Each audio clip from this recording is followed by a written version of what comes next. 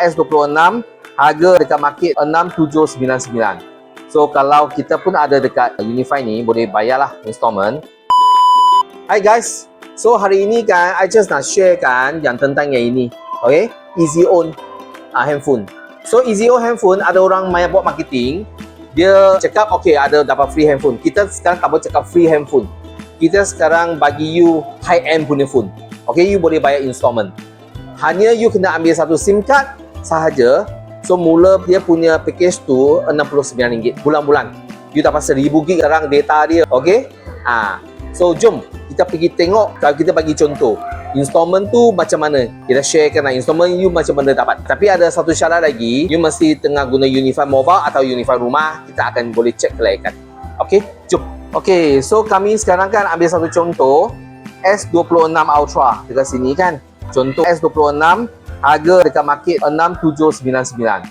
So kalau kita pun ada dekat Unify ni, boleh bayarlah installment. So contohnya you orang nak bayar 24 bulan. 24 bulan ni, sorry dekat sini 24 bulan. Ada you kena bayar bulan-bulan 228.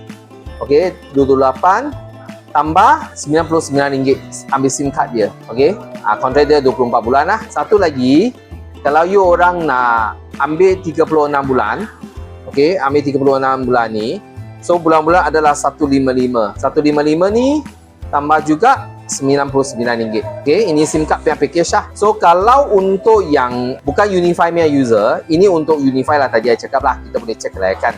Kalau bukan Unify punya user ataupun Unify punya user, record payment mungkin kurang sikit kan. Mungkin ada ini dikatakan upfront payment. Ini minimum upfront payment, ini maximum upfront payment. So dekat mana kita pergi sebalik yang Galaxy ni, Galaxy Ultra, okey, dia punya upfront payment dekat sini. Low upfront payment. Low upfront payment ini untuk 24 punya 1368. Ini untuk 36 bulan 1404. Okey. So untuk yang maximum punya 2808 ataupun 2736 untuk 24 bulan. Ini 36 bulan. So untuk pengetahuan bos-bos dekat sini semua Datuk Datin. So ini upfront payment ni you orang bayar kan, tapi akan tolak balik pada you 24 bulan atau 36 bulan.